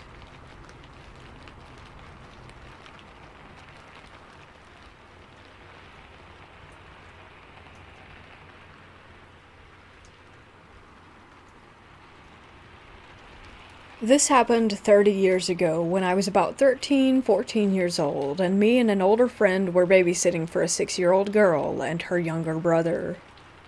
We have been told that sometimes the girl complains about seeing a ghost man in her bedroom and upstairs at night, and that he comes out through the attic door. Now, I didn't believe a word of it. Kids are weird and say weird things. We get the kids ready for bed, but they wouldn't settle. The girl said that she felt scared, and her little brother started crying. She asked if she could sleep in her mom's bed until she got home. The little brother wanted to go with her. So I tucked them in and told some silly stories and laughed until they were both tired. Both kids were virtually asleep when we left. Door ajar, hall light on. An hour later, we're sitting downstairs watching The Equalizer, and all was good. Kids were definitely asleep, as I had to sneak past their room to use the bathroom. I had a quick peek on my way back, and aside from the little brother snoring a bit, everything else was quiet. I go back downstairs, and we watch TV a bit more. About 20 minutes go by, and out of nowhere we hear banging. Heavy, heavy banging, and the kids are screaming immediately. I run up the stairs, and meet the kids as they're running out of the room. More banging, and this time I have eyes on the kids, so I know that they're not making the noise. The kids fly at me. I grab the little brother, and we rush downstairs into the front room, shut the door, and all crash onto the sofa. Everything is silent apart from the TV, which I switch off. We sit in silence for about 5 minutes, just sort of holding each other. After a bit, the girl, with tears in her eyes, just says in a matter-of-fact way, the man was angry because she wasn't in her own room, so he tried to push over a wardrobe, and then he started thumping the wall. This event has stayed with me all these years.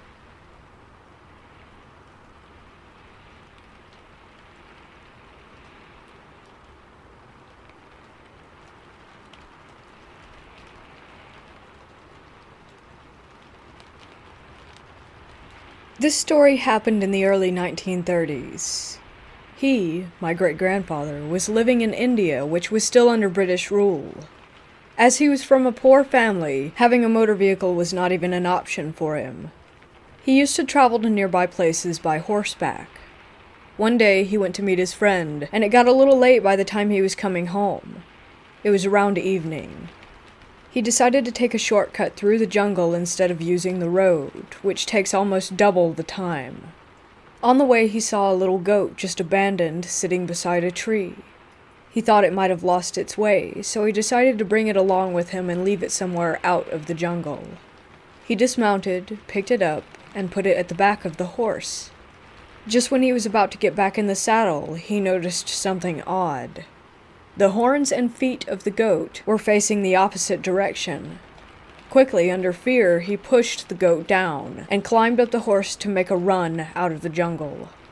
He started chanting a prayer to his guru. He was sick. Just as the horse started moving, he heard a female voice from behind. "Your prayer saved you today, but I don't know how you'll get away next time." As he turned back, he saw a woman standing there instead of the goat, just staring at him, her eyes wide open. This is a true story, so it creeps me out even though jungles like those don't exist in the modern world. This incident was really scary.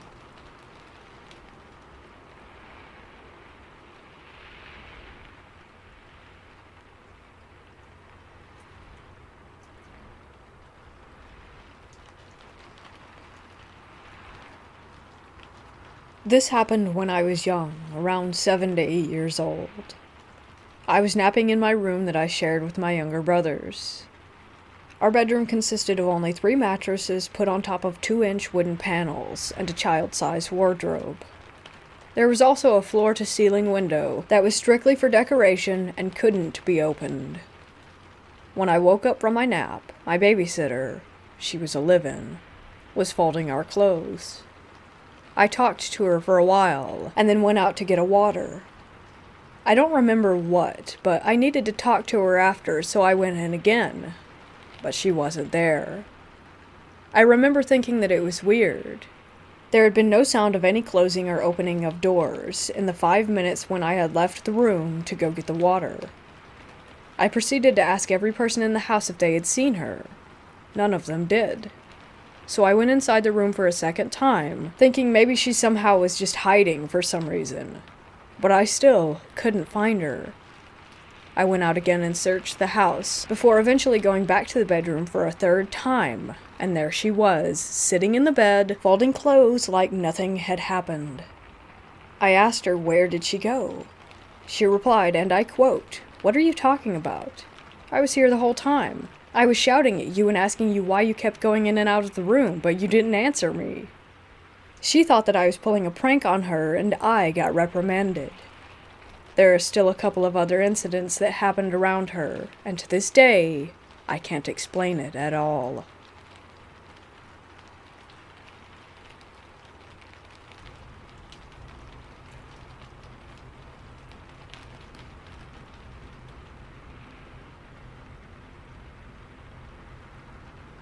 Last night I was laying in bed trying to sleep.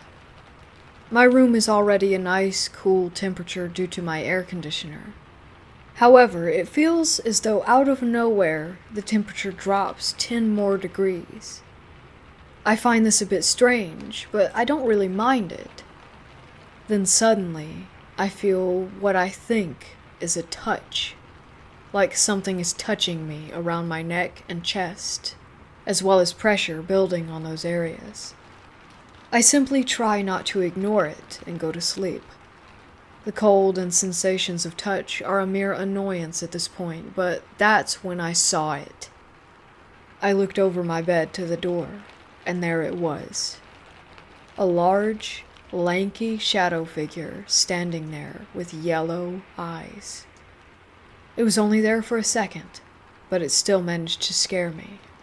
Luckily, I was able to sleep, and as a precaution, I now have a bowl of salt in my room, as I hear it repels evil spirits and possibly demons.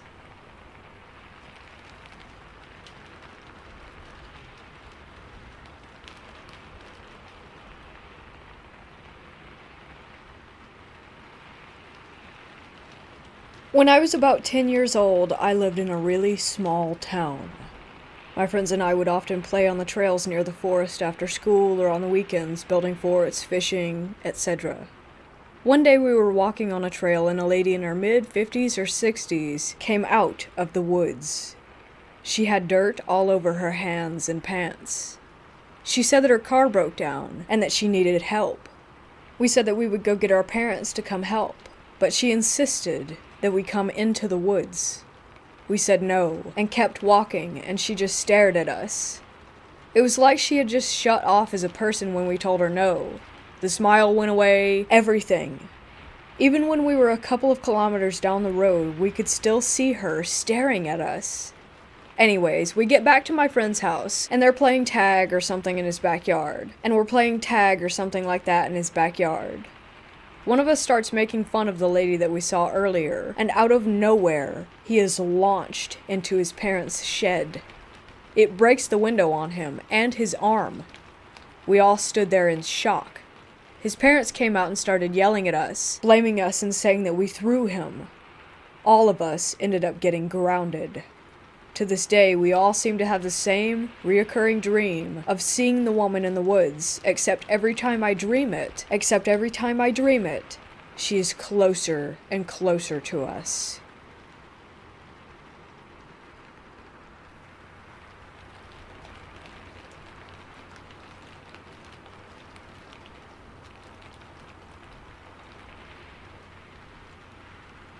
"10 years ago, when I was about 16, I started babysitting for a family that lived in my neighborhood.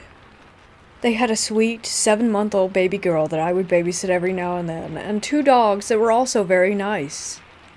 Despite them having a nice house in a nice neighborhood, I still got a very weird feeling when I was in their home.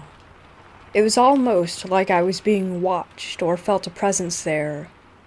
Whenever I took care of the baby or their dogs, I would never want to spend longer there than needed.